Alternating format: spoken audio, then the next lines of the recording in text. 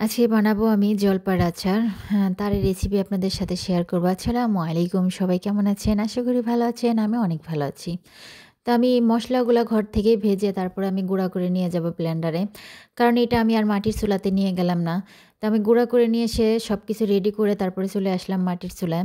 তো আমি সচরাচর আমি মাটির চুলায় রান্না করি না। হয়তোবা কোনো বেশি রান্না বা কোনো গোস্ত কিংবা পিঠা বা বেশি রান্নাও করি না। পিঠা আর এই আচারটাই আমি মাটির চুলাতে করি। কারণ এটা অনেকটা সময় লাগে। আর কিনা গ্যাস যেহেতু অনেকটাই সময় লাগে যার কারণে আমি মাটির চুলাতে করি।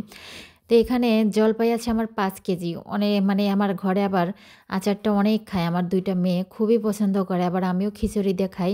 আর আমার ঘরে কিন্তু টক জিনিস একদমই পছন্দ করে না। আচার যে বানাই আমি শুধু এইরকমই আচার বানাই। তাও আবার অনেকটা মিষ্টি দিয়ে। কারণ মিষ্টি কম হলে আবার খাইতে চায় না আমার মেয়ে। এর কারণে মিষ্টি বেশি দিয়ে মিষ্টি আচার বানাই। তো আমি এভাবে করেই বানাই। তো হঠাৎ করে আমার একটু চাও খাইতে মন চাইলো। তাই আমি ঘর থেকে চা বানিয়ে আনলাম। তো চা বানিয়ে আনার পরে এখানে অনেকক্ষণ ভাজার পরে তারপরে কিন্তু আমি চিনিটা দিয়ে দিচ্ছি। তো ৫ কেজি জলপাই তার ভিতরে ২.৫ কেজি চিনি কিন্তু আমি দিছি। সম্পূর্ণ দেইনি ২.৫ কেজির একটু কম হবে বোধহয়। যাই হোক এদিকে আচারের আমার চিনি দিয়ে দিছি যেহেতু পানি উঠতেছে এদিকে আমি অন্য কাজ করে নিলাম। তো এদিকে দেখেন চিনি কিন্তু শুকায়ও গেছে চিনির পানিটা। আর চিনিটা দিলে কিন্তু অনেকটা পানি উঠে। তো পানিটা আমি চাচ্ছি যে পানিটা একদম শুকিয়ে তারপরে আমি ঘরে চলে যাব। কারণ সন্ধ্যা হয়ে গেছে আমার এই রান্না করতে, করতে। শুধু আচারটা বানাতে, বানাতে। কারণ আসতে, আসতে অনেকটা দেরি করে আসছি।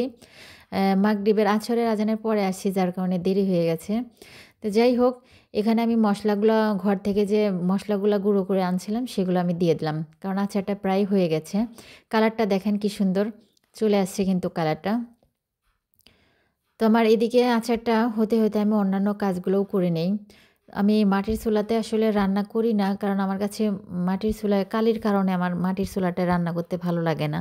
যাই হোক আমার কিন্তু আচারটা হয়ে গেছে তাই আমি ঘরে চলে আসছি। রাত হয়ে গেছে। দেখেন আচারের কি সুন্দর কালার আসছে। তো অনেকেই বলে আচারের নাকি কালার আসে না। আমার কিন্তু এমনি এমনিতেই কালার অনেক সুন্দর চলে আসে।